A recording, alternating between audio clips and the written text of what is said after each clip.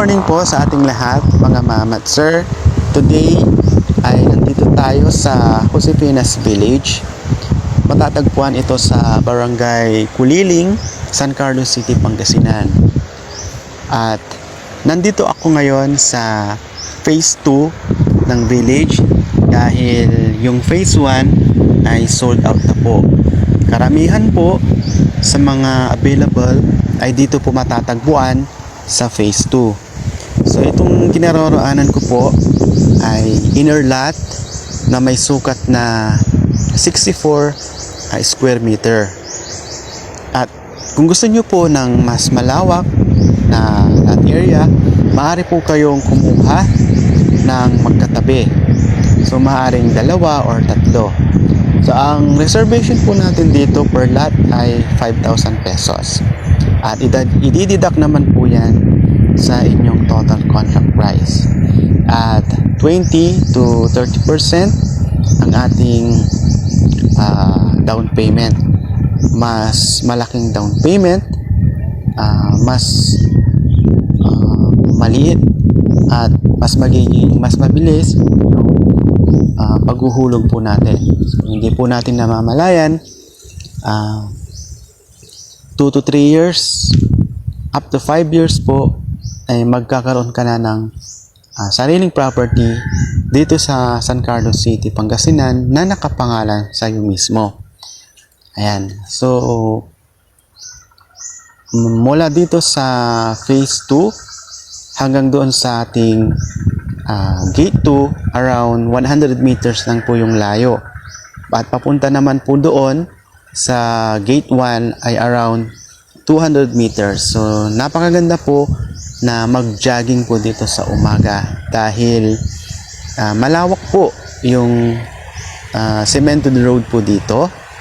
Ayan, at yung buong village po ay nakabakod na rin. So hindi po makakapasok ang kung sino-sino lang. At the same time, magkakaroon po ang village ng security. Ayan. At pinagitnaan po ito ng tatlong bayan. So bayan po ng Malasiki, Basista at yung San Carlos. So isang ride lang po kapag pupunta ka sa mga nabanggit na lugar na po yan. At the same time po, isang ride lang din kapag pupunta ka ng Dagupan. Pag pupunta ka naman ng Manila, maaari ka nang mag-abang doon sa ating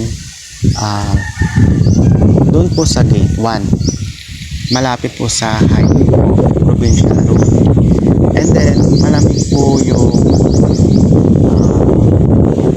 ambience dahil napakarami pong punong kahoy ang nakatanim sa paligid. Kaya presko at sariwa po yung malalanghap mong hangin po dito. Kung sawa ka na sa maingay at magulong syudad.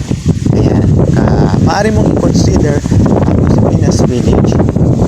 Gusto mong mag-bakasyonan dito sa Barangay Kuliling, San Carlos City, Pangasinan. At the same time, mayroon pong ginagawang duplex house na for sale rin po yun. Ayan po. So mamaya, ipapakita po natin yung ginagawang duplex house po. And then, yung lupa po dito sa village ay pantay na. Maganda po yung kondisyon ng lupa dito. Kaya kahit second floor yung ipapagawa mo ay okay po. At hindi mo na rin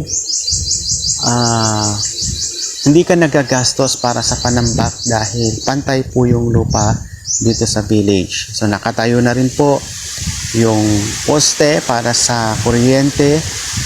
Pwede na rin po dyang itap ang internet line. Yan, linya ng tubig meron na rin po. Maganda po ang signal ng data dito sa lugar. At hindi po binabaha at walang history ng baha dito sa village. Ayan. So, yung swimming pool po natin, yung basketball court, yung clubhouse po ay tapos na. So yung swimming pool na lang yung ginagawa as of the moment. Ayan. So, please consider Josefinas Village kung naghahanap ka ng pagtatayuan ng sarili mong bahay dito sa San Carlos City, Pangasinan. So, sa lahat po ng nakakita ng video na ito at interested, maaari po kayong mag-private message sa aking personal number na nasa screen. Ayan. Thank you po.